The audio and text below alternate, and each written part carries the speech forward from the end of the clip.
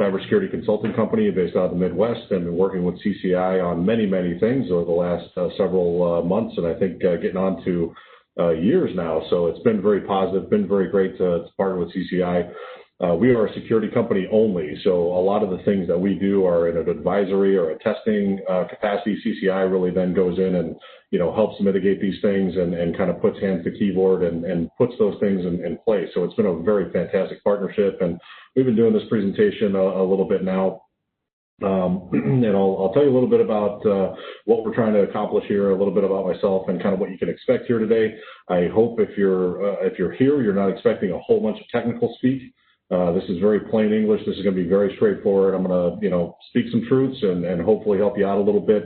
Also, very happy to answer any questions that you have, whether they're very specific to you or just things you're wondering about in the news or anything you might have seen that you're wondering a little bit about. Please let me know. We can drop some things in the chat. We can check those, or we can handle them at the end. I think we're going to turn some audio on. So off we go. Okay, so as for myself, I am on the FRSecure leadership team. The CEO and I have very large beards. I don't know if you can see all of mine here, but his is even bigger. He's getting like ZZ Top territory, so he's off and running. The lovely and long-suffering Mrs. Harmon likes it right where it's at, so I kind of keep it at this length, and she's happy about that. So I was the sixth team member at FRSecure back in 2012, so I'm kind of an old man around here. We're growing very, very fast. We're creeping up on about 90 employees now, and are going to continue to grow both, in our services and our breadth and everything, but also geographically. So, we planted a couple offices already and are starting to really kind of hit our stride in that regard.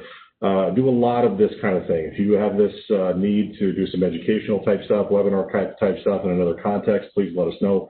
Very happy to do that. Our mission is to fix a broken industry. There's a lot of weird, crazy, bad stuff going on in the security industry right now. We're trying to be the good guys. We're trying to do it right. We're trying to stay true to what the fundamentals are and really, measurably kind of affect these things. So very happy to, be of any help in that regard. Just, helping people out, understand what the differences between things are or whatever. I do personally a lot of board and executive coaching. So for, a subject like this that tends to be very jargon heavy, it's kind of mystical. Nobody really understands how it works. They just know they should care about it. I play kind of the security translator role because I do understand the math behind this and kind of the background information, but also, want to communicate this in a way where, frankly, people who write checks can understand it and, they don't have to become experts at it. So I do a lot of that kind of thing. I am married. I have two teenage boys. One's a junior in high school right now, so that's scary, but we're getting through it. I am also a classically trained singer, so if you fall asleep, we will ask you to sing a duet with me at the end. And so it'll be an easy song, but I hope you're warmed up. FRSecure, again, very traditional security consulting company. We do a lot of security risk assessments. Think of like the mother of all security home inspections for a business. Virtual CISO, a lot of our clients are in that space where they can't afford or can't find or couldn't keep busy a full-time chief security officer, so they kind of, rent one from us part-time. We help them build programs and, get all that stuff figured out. A lot of our business is compliance driven. If anybody's ever heard of PCI, which is the credit card security regulations, it's technically called payment card industry regulations. We call it pay cash instead regulations because they're such a pain. But anything that comes across your desk that is, has to do with information security compliance, or you get some acronym thrown across your desk that you're not sure what it is, we're good people to talk to. We can kind of untangle it for you. Pen testing, no, that's not making sure that your pen's right or that the clickers work. That's more attack simulation stuff. So, doing what the bad guys would do, coming after your technology, coming after your people, coming after your physical environment, really doing that kind of hacker simulation stuff. We do a lot of that kind of thing. And then, unfortunately, our fastest growing practice right now is incident response. In the wake of everything kind of being COVIDed, a lot of eyes off the ball, the severity and frequency of incidents has increased dramatically. And we do a lot of those investigations. We do all the forensics. We kind of untangle the stuff, get you back to work, deal with ransomware, all of that kind of stuff. And I say unfortunately, because we'd certainly much rather be doing proactive work, but ultimately it's the world we live in, and we got to be there when the bell rings. The CISSP Mentor Program, anybody in your circle who wants to learn about the information security industry or wants to pursue being a security professional, any technical people maybe want to, get these chops to kind of round out their experience. CISSP is a certification that's kind of a requisite for anybody who would call themselves a security expert and wants to do this for a living. But we do a free class for that. It's very in-depth. It's in the spring usually. It's 12 weeks or so of classes a couple of times a week, and it's taught by real security experts who do this day in, day out, and they'll tell you kind of what you need to know for the test and what you can forget after it's done. But this is also recorded. It's on YouTube, so you can watch all the classes anytime year round. But if you want to be a part of the live experience, usually in the spring, and it's absolutely free, no strings attached. We had about I want to say like 2,500 students this last year. I think when we started this back in 2010, it was like 6 students. So it's grown really, really fast, helping fix one of the other problems in our industry, which is just not enough of us, right? There's about 1 million, I would say, real security professionals in the U.S. right now, and there's about 3 million job openings. So, it's a problem. We're trying to fix it. And as I mentioned, we're growing very, very fast and, always looking for, as this industry evolves, as the issues evolve, how do we stay sharp? How do we innovate? How do we build new things? We give a lot of stuff away for free as well. So if you're looking for policies or you're looking for assessments, you're looking for information on, cloud environments, whatever, we publish all kinds of things on our website. Please give it a look. Okay. So let's get into this a little bit. And before we dive off too much into it, because I'm going to use this word a lot, risk, okay? I want you to get out of your brain right now that security is a binary thing, right? You can never be secure. There is no such thing as secure. This is not something that is on or off or yes or no, or good or bad, right? This is simply just on a spectrum of risk, okay? So when we talk about these things, we talk about security risk. I want to just frame this up for you so we're all on the same page, we're all speaking the same language. Risk is very simply the likelihood something bad's going to happen to you and the impact if it were to happen to you. Okay, so that's it. It's very, very simple. So the example that I like to use for folks is laptops, mobile devices, that kind of thing. What's the likelihood that a laptop is going to go missing? And statistically very high, actually. I mean, by nature, it's a mobile device. People are carrying them around. They get stolen. They get left in cabs and on airplanes. They get snatched and grabs out of houses. They sometimes just grow legs and walk off. By, definition, it's a mobile device. It's going to be mobile. You're not always going to have control over it, right? So we have something with a potential high likelihood of bad happening, this device going missing. Now, the impact of that happening, so the device goes missing, whatever, I'm out of $1,000 and, I'll go to my IT person and replace it, no problem. Well, the impact if, say, there were, 10,000 social security numbers, names, addresses, medical diagnoses, or something like that sitting in a spreadsheet on the desktop could be very, very high. I mean, we're talking about breach notification laws, millions of dollars in fines. You have to notify everybody. You have to hire PR firms. Legal is going to get involved. You got to buy everybody identity protection. I mean, this could be a show-stopping event, this one little device going missing, right? But something that you can do that lowers that impact, meaning that if somebody got a hold of the laptop, they couldn't log into it, they couldn't bypass the password, the information is scrambled so they couldn't even read it, would be to encrypt it, which is a very common practice for mobile devices now. It's not anything that's out of the realm of reasonable. So that's a risk that we can mitigate by simply just applying a technical thing, which is encryption. So, by doing that, the likelihood of it going missing is still very high, but the impact goes way, way down. So then we have a pretty low risk in terms of our mobile devices running around with information that may be on them that would be sensitive. So that's the kind of conversation, the kind of exercise that I want you to go in your head whenever you're thinking about this stuff, is to think, well, is the presence or absence of, or having a technology or not, or having this information or not, what's the likelihood this is going to be a problem for us? What's the impact if it were to become a problem? What if the worst happens? And then what are some things we can do to lower either the likelihood of that bad thing happening or the impact of it happening? And now you know more than probably 90% of the U.S. population about security risk and how to mitigate it. This is the tried and true method, and certainly there's a lot of nuance and things that kind of gets into it when you get a little more technical, but I mean, honestly, this is the conversation that I have with boards and executives. Like, you just got to frame this up. You deal with risk every day. You deal with financial risk, market risk, personnel risk, weather risk, whatever it is. You're making risk decisions all the time. And in security, for whatever reason, there's like a disconnect, and people don't go there right away. And I'm telling you, it's the same thing. We just got to have this conversation. So why are we talking about this? What's the importance? Now, I mean, arbitrarily, you can just say, well, I've seen it in the news. You know, people get breached all the time. It's obviously a thing. People can't talk about anything without talking about security, right? But let's be real here. Like, this is not for show. These things actually happen, and these are kind of the ways that we see the likelihood and impact of incidents and other things, you know, kind of coming to life.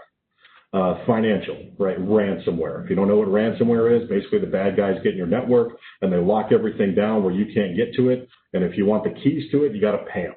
So they're taking your information ransom. Every time I hear an organization or a CEO say, hey, you know, I'm just a manufacturer, I just make tractor parts in Nowheresville, Minnesota, you know, who would want to hack me? Well, you know, there's always one person in the world who wants your information, and that's you. And the bad guys know that, and they've figured out a way to hold it hostage and make you pay for it, right? So that's why you should care about security in that context. Stolen money, wire fraud is a big thing now. The bad guys are camping out in the CEO or the controller or the CFO's email, figuring out how wire transfers are initiated, and then, you know, sending an email on their behalf to the bank or to the controller or to the accounts payable people or whatever, saying, hey, we got to buy this piece of equipment. We have to, you know, rush on this thing that we have to get for our customer. I need you to transfer money to this account so we can complete the transaction, and poof, the money's gone. And if you don't notify the FBI within 24 hours, you're probably never going to see that money again. The most impactful one I've seen of this personally, you know, at FRSecure, not heard of in the news or something like that, was about $3 million that got transferred to accounts in Canada. And then, you know, mules that got hired off of Craigslist or whatever go withdraw the money from the bank accounts, go down to Western Union or wherever, and then transfer the money overseas. And it was all gone, all of it gone in about 48 hours. They were very organized. They've got this down. Incident response, right? Hiring people to untangle when you get breached is not a cheap thing, right? Having a bat phone where you dial and everybody drops what they're doing and 5 people swarm on this and untangle it and do all that kind of stuff, that gets expensive. And it's usually not budgeted. It's not something you plan for. So it can be very disruptive, but you have to get back to business. Whatever you're doing in particular, you gotta make sure that you can send emails. You gotta be able to send invoices. You gotta be able to serve your customers. You gotta be able to have your call centers up, all of that kind of stuff. And until the incident is taken care of, you really can't, right? So you'll pay just about anything to get it done. So being prepared in that way is a very important thing. We're going to talk about that a little bit more. Reputation, this one's hard to measure, right? But this is a thing, right? I'll tell you that in 2015, so about 5 years ago, we started doing a lot of work with law firms. Now, for 2 reasons. Number one, it was, their clients were messing, if you had big corporate clients, they were basically saying, hey, I need to know that you're doing all the right security things. But also, law firms are very concerned about their reputation. So there's really only 2 things that law firms tend to care about is their clients and their reputations. That was their motivation for working with people like us. And they'll tell you that, hey, it's tough to measure what, a very public breach with your name in the headline would do to you. Will your customers come back? Will they take them a while? How much money will you lose? Will you lose contracts? Will you lose clients? Like, it's all of that. So, this is still one of those things, even though people are getting a little breach fatigued, it's like, oh, hey, I got more free monitoring, credit monitoring or whatever from another, company that lost my credit card. Like, yeah, okay, I get it. That's wearing thin a little bit. But when it comes to business relationships, this is still very much a thing. I've seen contracts canceled. I've seen big clients walk away. I've seen all of that happen because you can't be trusted anymore to hold their information. Other things to know. You don't want to be responsible just, morally and responsibly. You just want to make sure that people's data, if you're, asking them for it, if you have it, if you're the gateway to them being, being defrauded, you want to make sure you're a good steward of that information. You want to make sure you're protecting it. Organization downtime, this is a big one. Again, hard to measure. Not a lot of this is disclosed very well, but you got to kind of think in your mind. If you've gone through exercises where you've been talking about backups, right? You got to do that calculation, right? How long can I be down before it starts to get financially painful, right? So you kind of know this calculation. It'll help you understand maybe what you should be spending on information security or insurance or something like that. And then loss of intellectual property. This is a big problem at, I think Dow Industrial lost about 1 million different paint recipes that they had. You wouldn't think that's a big deal, except that Chinese companies started making the same exact paint, same exact color, and selling it for about half the price on the internet.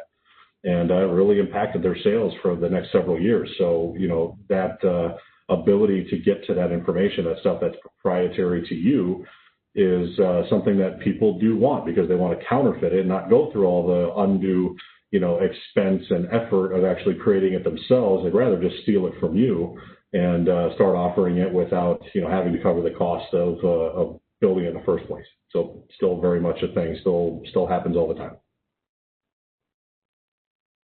Okay, so the definitions of penetration testing, and we're going to start with, pen testing versus pen testing versus pen testing. This is one of those things that you'll hear out there in the ether, and I'm telling you that if you ask 10 people what a penetration test is, you're going to get 11 different definitions.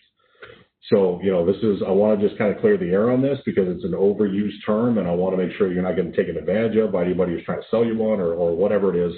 But definition one, and the one that everybody kind of, universally believes it is simulated attack, right? So what are the bad guys going to do? I need you to do a pen test on me. I want you to come and do what the bad guys are going to do and, see how I hold up to it, right? And that's valid, fine. But if you haven't done these other two, it's going to be a very short and very unsatisfying exercise, right? Believe me when I tell you that we've pen tested some companies you've heard of and had the keys to the kingdom, total ownership of their network, and could do anything we wanted to and cover our tracks. And it took us about 18 minutes because some of the basic things weren't shored up. So definition number 2, identifying and reporting vulnerabilities in computer systems. This is vulnerability testing, right? So don't get caught into just the idea of a pen test saying like, oh yeah, you're going to do what the attackers do. Well, no, there's ways to run automated tools that are very, very cheap that can tell you where you have technical vulnerabilities in your systems, both facing the internet and kind of behind your firewall inside the organization. That'll give you plenty of information. Until you have this shored up, I wouldn't recommend doing much else unless you absolutely had to, a client or somebody was making you do it, you were contractually obligated, or you have some kind of regulatory need. Just do vulnerability scanning. It's cheap, it's easy, you can do it frequently, and if you don't have this shored up, pen tests tend to be overkill. It's like in a picture nail with a sledgehammer.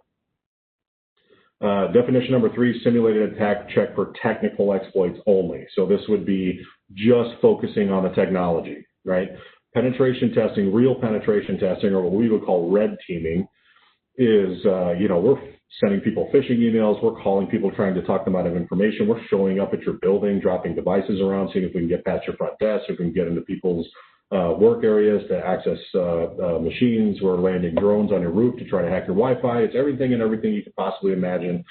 But there are sometimes penetration testing will get localized just to technology. So if you're wanting the definition 1, make sure when you're considering it that you're not just getting a definition 3 because it's one area, it's important. You got to check your technology, but ultimately having a more forceful, more manual attack on just your technology may not be your biggest risk. That may not be the thing that you want to look at. You may want to look at all of it. So just understand the difference. Ask these questions. Hey, what can I expect for reporting? Are you just running automated tools? How much manual testing is there done? What are the credentials of the people that are doing the manual testing? Are you going to do physical attacks? Are you going to try to phish, send email phishes to my employees or make phone calls? Like, well, tell me about this. Walk me through it. Tell me the story, right? And you'll get a sense of kind of what you're buying and what's appropriate. And, sometimes too, it's easy enough to just say, hey, I'm concerned about, the resiliency of my systems or my security. I have X amount of dollars. What can be done? If you want to have that conversation with me, whether we formally engage or not, I'm very happy to have it. I'll kind of point you in the right direction.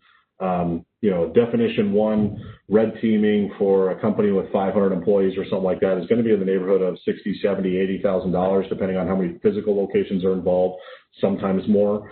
The definition 2, just the vulnerability scanning for that same company may cost $5,000. It's not heavy lifting stuff. It's all automated. Definition 3, you're looking in that maybe 30 to 40 range, 20, for a light one or something like that if you want to localize to certain systems or something. So to give you an idea kind of what the ranges are. Okay, so red teaming, vulnerability assessment, and penetration testing. So now we're kind of broadening the scope here. So red teaming, again, that's attack simulation. Vulnerability assessment is just telling you where you have gaps, and it's very, there's no, guys with hoodies and the sunglasses behind the computers, right? This is usually somebody either sends you a device that you plug into the network, it's coming, it's just they're running those tools, and then pen testing is usually focused on, just the technical stuff like I mentioned. But from an information security perspective, this is one small piece of a broader subject, right? So we want to make sure that we're not getting so IT focused that we miss the boat on all the other things, right? I'll tell you that the number one risk in every organization, without exception, every time in all my years in this business, is people. It's not technology, right? I'm sure you have good IT people. I'm sure you have a great partnership with CCI. I'm sure that all of your ones and zeros are exactly where they should be. Everybody's got a good firewall. They know how to configure it.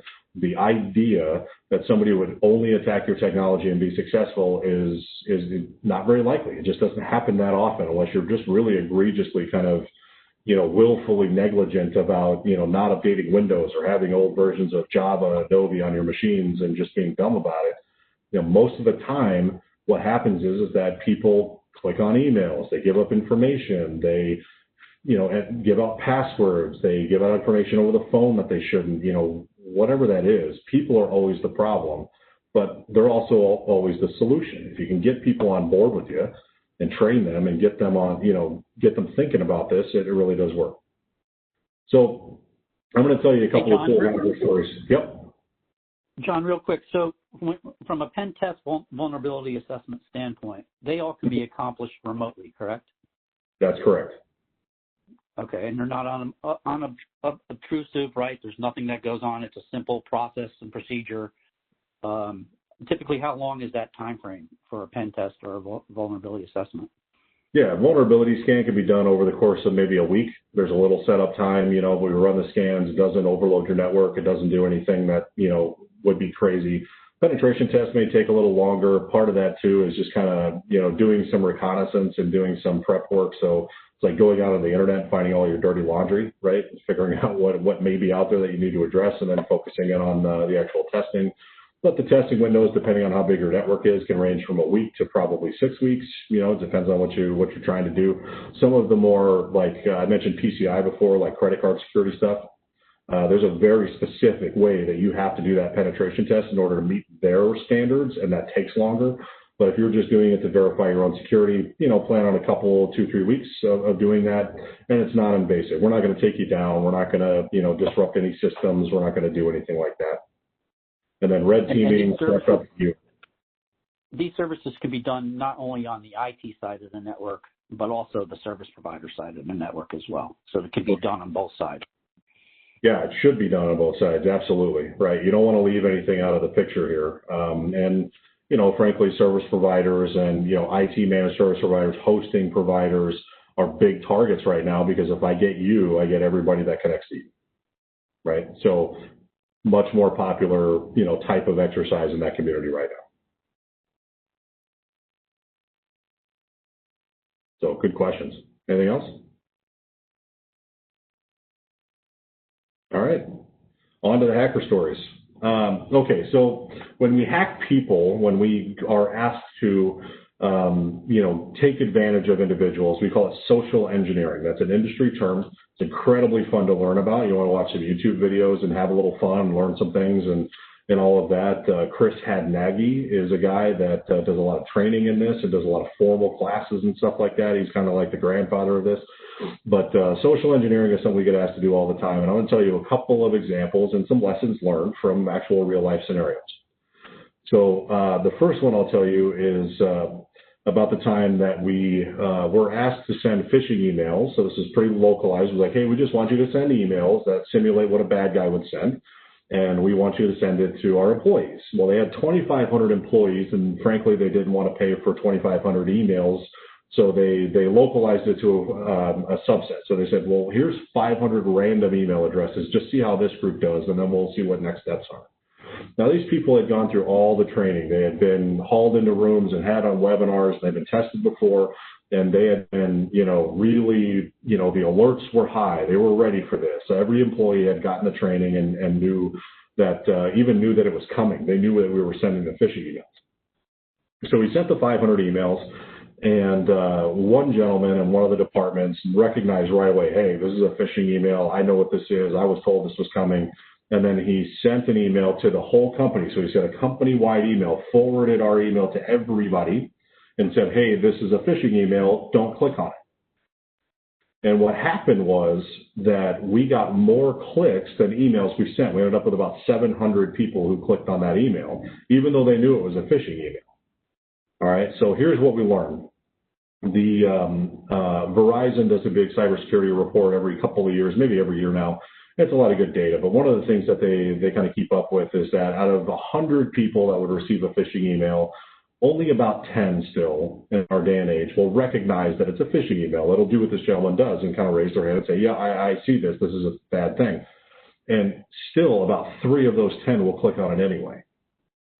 Now, you hear a statistic like that, you feel like you're taking crazy pills. But you know it's a bad thing. Why are you clicking on it? We don't know. I don't know. Maybe they just want to see what it does. Maybe they think they're very technical and it doesn't apply to them. Maybe they think their IT team is on top of it and they can do it, and there's just no way that anything bad can happen while they're on the work network. We have no idea. But of 100 people that receive it, 10 recognize it as a phishing email, and 3 are going to click on it anyway. It really drives you crazy. But, this is what happened at this company, and that people saw, they were told it was a phishing email, and they clicked on it anyway. So what are the recommendations? What are the things that we made? What are the lessons learned that we imparted to the client? Number one, go pat that guy on the back. He recognized it was a phishing email, and he took action. That's half the battle right there. Okay, so don't be punitive. Don't bring the hammer. When you start punishing people for this, they start to want to hide things. And then by the time you find out about it, it's too late. You do want them to be vigilant. You want them to raise their hand and say, hey, I might have messed up here. I just clicked on this thing. I entered in some password or something, and then it occurred to me this might have been a problem. Take that person out for lunch, right? Positive reinforcement, that's great. The other thing is that from a training perspective, they didn't tell these people what to do when they found one. They told them all, hover over all the links and look at all the, any misspellings, anything. Nobody would ever ask you for this information. You would never receive this email from other than these people, whatever. All the training you can provide, but they never told them, when you find one, here's what we want you to do with it. Do you forward it to the help desk? Do you delete it? Do you let your manager know? Do you delete it and then go into your delete file and delete it again? Do you, hit the fire alarm? Like, what's the process? Whatever you want to do to deal with it is fine. We'll have some recommendations, certainly, but you got to get that training out, too, to make sure this kind of thing doesn't happen. Okay, so those were kind of the primary lessons learned and recommendations from that exercise. A little more fun one, maybe, is we hacked a bowling team one time. So this was an organization, highly secure organization, and this is where like every door in the building has a badge access, so you can't just like go in the front door and get anywhere. Every door you go through, you have to badge in. It's very tightly controlled. They have 2 guards 24/7. When you get off the elevator, you see them, in one of those big buildings downtown, and you see the guards, and they have the turnstile doors with the badge access and cameras everywhere and everything. And the challenge was pretty simple. They were like, hey, bet you can't get in. That was it. Like they just want to know if we can get in the front door. And once we got there, fine. Whatever you can do, let us know. And you usually don't get that loose of a mandate. So we were going to have some fun with this. Now, a couple of things that we recognized right away is, number one, there was a small enough company where we probably can pull this off during regular business hours. Right? We were going to show up. If we got through the door, somebody would probably recognize us and say, hey, who are you? You're not supposed to be here, no matter how good our badge looked. Like somebody was going to call us out. The other thing that we knew is that, so we wanted to do it after hours. The other thing we knew is that we wanted access of somebody from the IT team. So whoever was on the IT team, network engineers or IT directors or whatever, that's the badge that we wanted. That's the access we wanted to duplicate, because IT people have access to everything. And it doesn't throw up any red flags if they're there after hours. Okay? And the third thing we learned pretty quickly is that we weren't going to be able to fake this badge. We had to have a real badge. Okay, we weren't going to be able to just put a fake ID on something. They weren't going to let us in if the badge wasn't coded properly. So we did all our research, went on the internet, went on Facebook, and we found a group that the IT team has on Facebook where they go bowling on Thursday nights. They're in a league. So you know how this goes, right? You go to the bowling alley and you know, take off your jacket, throw it on the chair, you know, and what's on the jacket, right? A badge just hanging there, right? We was pretty quick to figure out where they went, and we kind of waited for them after work and tailed them there and waited for somebody to take their jacket off. Then we went and stole the badge. We went back to the office, walked right past the guards, went in through the turnstile doors, and we badged into every office, every executive office, every server room, every equipment room, every janitor closet, everything. We changed people's chair settings and turned the monitors upside down, just wreaked some havoc in general without really hurting anybody. And then, you know, it took us about 30 minutes, and then we went back to the bowling alley and we returned the badge. We left it by the jacket. So nobody even knew it was gone. So, you know, the next day we're saying, hey, call up the cameras, this badge number, all the, you know, this was us, right? We did that. So, it, you know, successful attack, good for us, everything. But again, this isn't about proving to you how awesome hackers we are. Like, what are the lessons learned? What do we got going here, right? Well, based on our, you know, quick kind of assessment of the situation, how we wanted to go about this. Number one, after hours, you have guards there. If it's after regular business hours, check ID. Doesn't matter who it is. CEO walks in, sir, I need to check you in. Don't allow anybody to just go in with the badge. Make it a manual process. They have to check and make sure you weren't fired 5 minutes ago and now you're coming in to burn the place down, right? Just whatever. You got the guards there, just do that. And then another thing was they had this very sophisticated, all the badge access to all the doors, the very sophisticated access control system. And it set off no alarms, even though we unlocked probably 15 doors in 20 minutes. It's like, where's the fire? That's a regular behavior, right?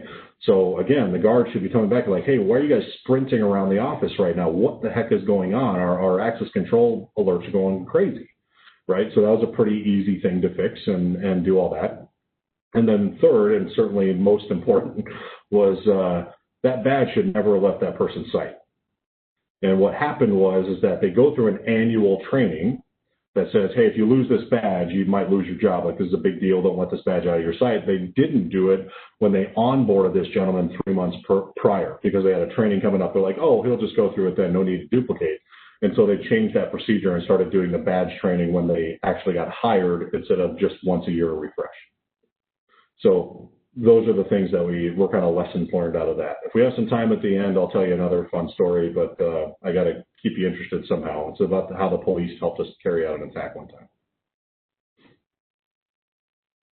Okay, so here's some things that we can talk about. So in terms of mitigating risk, and you know, these are practical things. Now, we have a system that we use. It's called Security Studio. It's a security risk assessment tool, and we've done about 5,000 security risk assessments in the last several years. And this is what keeps coming up that everybody is terrible at, frankly, right? So I just want to bring this to your attention and say, hey, if any of this is sounding familiar, you don't know the answer to these questions, go ask these questions. Go figure out where you're at. Ensure all of your data is consistently backed up. Backing up data is a huge defense, and you got to make sure that it's backed up properly. You got to test your backups, and it's got to be happening at some interval that you're comfortable with. So you start asking questions like, well, we could back up once a month. Okay, you have to assume that at some point you're going to do without 30 days of data. If we delete everything in your system for the past 30 days, how impactful would that be to you? Right? How much trouble would you be in? What about a week? What about a day? What about an hour? There are backup solutions to meet your needs every which way you can possibly think of. You just got to determine which one's the best one for you. And if you ever get ransomware or something ever weird happens to your network or an attacker gets in, you want the ability to restore your system from these backups so we can avoid a lot of headache trying to untangle whatever's in there and rip it out of your system and get you back to work. It's a lot easier to just restore from a backup so long as we're not losing too much data. Password managers, right? This is things like LastPass, KeyPass, you know, some of those. FRSecure uses LastPass in case you're wondering. And this is, you know, basically a system where instead of having to remember a bunch of passwords, you use the same password for everything, which is a huge problem, or write down passwords and, you know, stick them under a keyboard or something or on the monitor. right? This is a system that you log into once, and then as you're going around the internet or logging into other systems or whatever, it has the passwords in there. You just have to enter in one password that'll automatically generate the other password, and it allows you to keep all that stuff. And it's passwords, changing passwords very easy. If you have to share access with somebody, like, hey, I got to give my access to somebody else for the day because they're covering for me or whatever, you don't actually have to share the plain text password with them. You can just kind of share this file through the password manager and put a timer on it so they don't have access after a day and they never got a chance to actually see the password that you're using. So this is technology that has come a long way in the last 5 years. It used to be impossible to work, and now it's very, very cheap. It's very, very easy. There's a lot of free resources as well. And when we send out this presentation, you'll see that link there. We did a whole, like, here's 10 of them you can consider, and the different price points and the different capabilities. But this is something you got to get people on. This is a big deal. Multi-factor authentication. Okay, let's stop for a second. This is one of those jargony things that you're all at: 2FA, MFA, two-factor authentication, all that kind of stuff. There are 4 ways that you can prove who you are to a computer. Something you know. That would be a password, right? I got that in my brain. That's my password, right? Something you have, a phone, right? I get a text on my phone, tells me what the code is so I can, go enter it in and log into the thing, right? So I have to have my phone in order to log into the thing. Maybe a USB drive or a key or something, that you put into something. The third one is something you are. So that would be biometrics, a thumbprint, an eye scan, a handprint, face recognition, whatever that is. That's another factor. That's the way you can log in. I know Apple right now it's all gone to facial recognition. They don't do the thumbprint anymore. You got to do that, and you don't need a password anymore just to log into your phone. You can choose to, but you can bypass that with facial recognition. Then fourth is behavioral. This is a little more abstract, but it's like, hey, nobody would ever try to log into my email 300 times in a minute with the wrong password at 3 o'clock in the morning, right? That's an abnormal behavior, and you've seen that already, where it's like, hey, you can't log into a certain system unless it's a certain time of day, right? You can only make so many attempts before we lock you out. That's another kind of factor that you can put in there. So multi-factor just means of those 4, pick 2. Most often it's going to be a password and, some kind of text code or a password and a biometric, like your thumbprint or facial recognition or whatever that is, right? So maybe geolocation, some of those kinds of things. But it's important, especially, they say, well, we want to have this on important things, right? I say have it on everything you possibly can. You can put multi-factor authentication on Gmail now. Do that. Imagine what people would know about you if they could read your email. Right? So you got to get into this a little bit and make sure that you're not relying on the same password that you've had since, 1992. You got to change it. You got to have a good one, and you got to pair it with something else, because passwords are pretty easy to crack. The rig that we have at FRSecure can crack a 7, alphanumeric code in about an hour. I mean, it's not hard to just crack a password.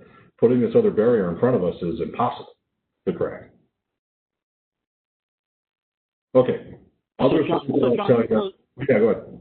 John, this goes well beyond just firewalls, right? It goes well beyond VPNs, right? Some of the things you were mentioning, like, physical controls with badge access or administrative controls with onboarding, offboarding, right? And you guys look at all these areas of risk within an organization, correct? Have to, yeah, absolutely. Yeah, it's got to be done. Like I say, if we're saying people are the biggest risk, right? Then we're by proxy saying that IT is not the biggest risk, that people are.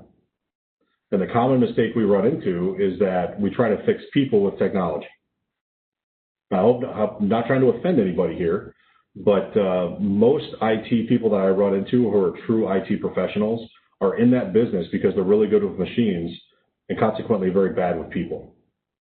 So if you're relying on their IT organization to fix your people problems and to make policies and to train them and to get them where they need to be, you're in the wrong mode. Don't get caught in that rut, right? You have to look at this holistically. It's not just one-dimensional thing. This isn't just cybersecurity, right? It's information security, and it needs to be protected in all those ways. Absolutely. Okay. So simple things to go look at. IT hygiene, right? Just the basic things, right? This is making sure that you have Windows up to date. This is making sure your servers are up to date. This is making sure that you don't have any systems or computers in your organization that are talking to other computers when they don't need to. Do the computers that your salespeople carry around really need access somehow to the finance system? Why are they on the same network? Why are they using the same logins, right? Those are things that we need to separate. That's basic stuff to figure out, and a good assessment would help you figure that out as well. Training. I can't stress this enough. Train. You got to get people on your side. Positive reinforcement and training, getting beyond the canned stuff, getting beyond the watch the video, take the quiz, or if that doesn't work anymore, it's getting tired. We've been trained for the first 20 years of our lives in school to take tests and then forget everything we knew, right? So we got to get it a little more personable. S2Me.io is a website that's a Security Studio product. It's an absolutely free, no strings attached, personal security assessment. It takes about 15 minutes, and it asks about things like your home Wi-Fi, right? How do you handle things like your passwords? Do you have an Alexa? What are your kids doing? All of those things. There's versions coming out for teenagers, there's versions coming out for seniors, but this is one of those things. We just want to start the conversation around the dinner table and see if we can get people to care about this stuff a little bit more, and then they'll bring those practices to work because it's personal for them, right? So if that can help you, push it out. We're not asking anything. We just want that to be something that people get into and just get a little enlightened. Avoid perfection. We talked about this at the beginning.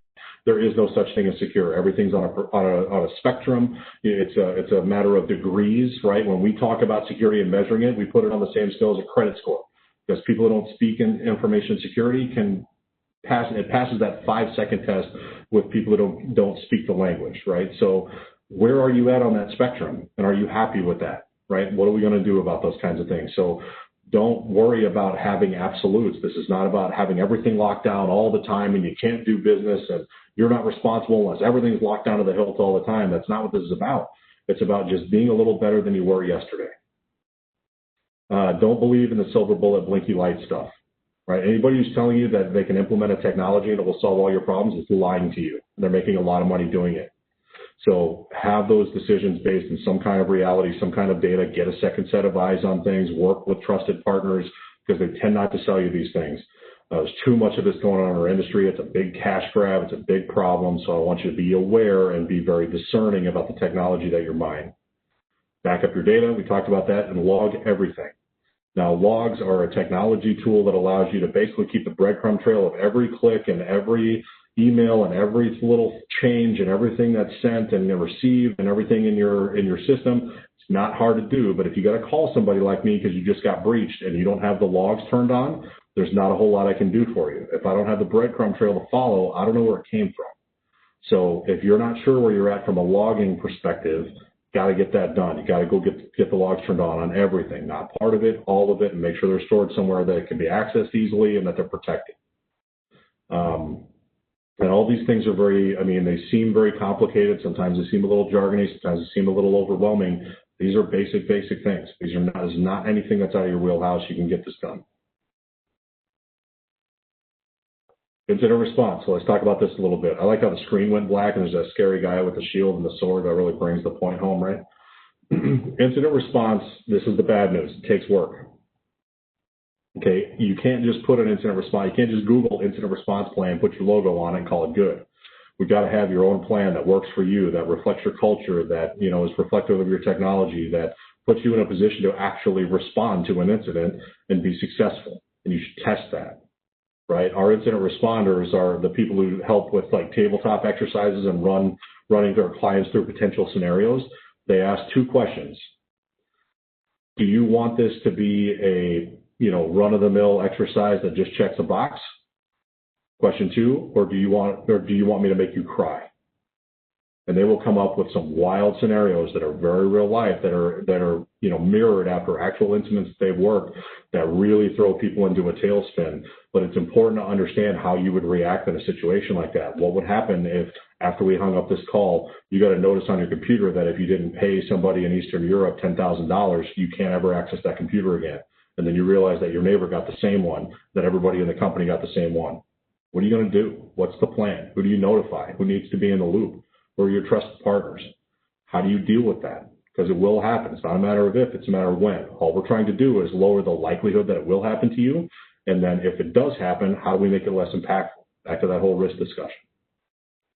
So again, good plan is your plan. And then compliance, this is a thing, right? There's a lot of spending in information security that's done because people have to. So there's kind of like, hey, let me just check the box here. I got a plan. Here it is. It says in writing here. It's in a response plan. It's got my logo on it, right?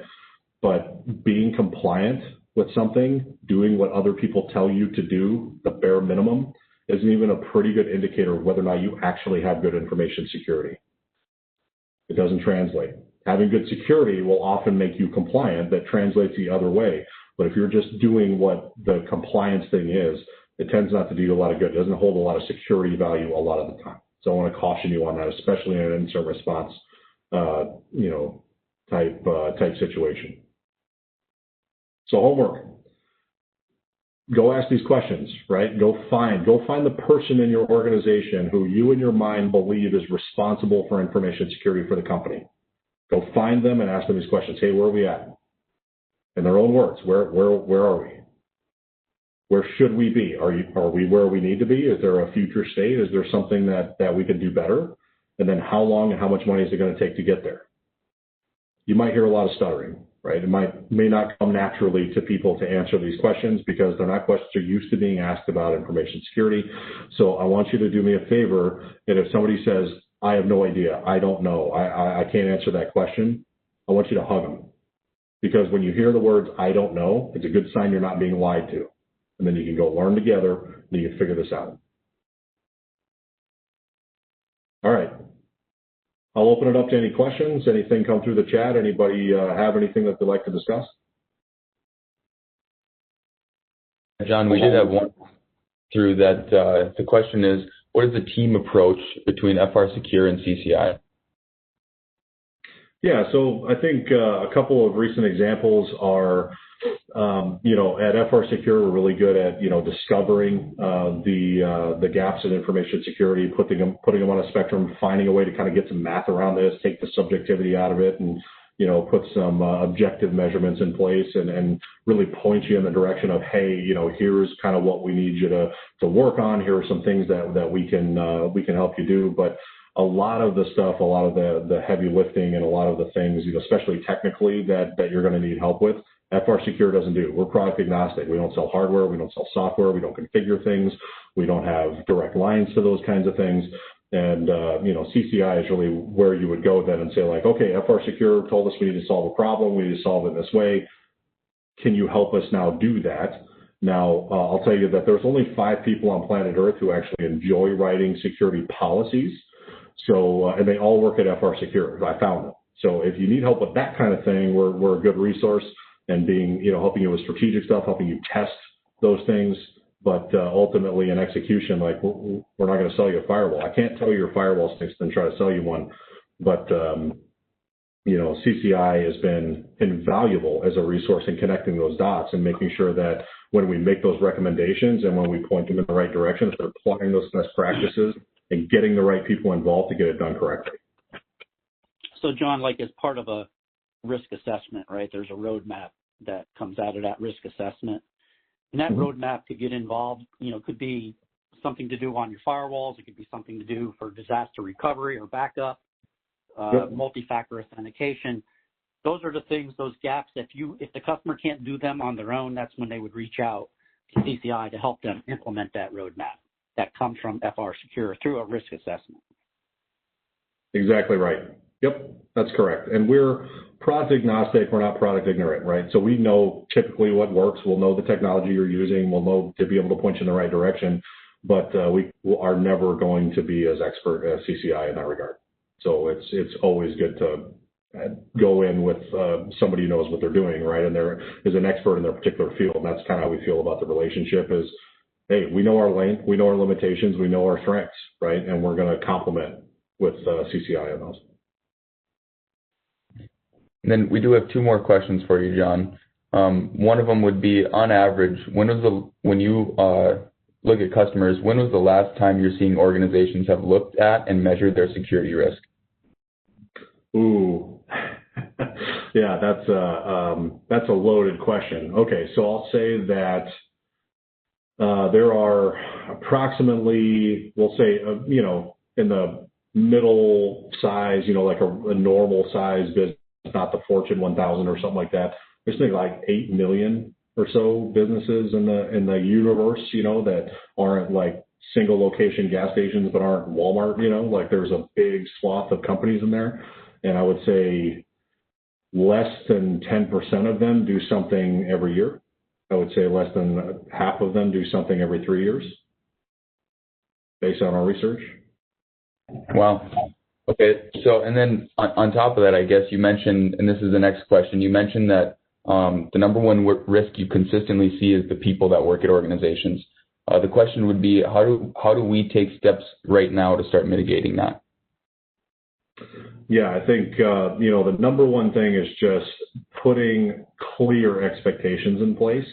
And again, not in a punitive way, but it's like, here's an example, right? I know policy is like the worst thing in the world that anybody wants to talk about, right? But I'm the president of a security company. I have not read our security book or policy book. I mean, I have no trouble sleeping. I don't need that kind of heavy lifting and heavy reading, right? But if I lose my phone, I know exactly where to go on our SharePoint site to find the mobile device policy, to read it, to tell me who I need to identify and what passwords I need to change and how to do that. So we tend to think of policies and procedures and setting those expectations kind of in dictionary form, not novel form, right? They just need to be referenceable.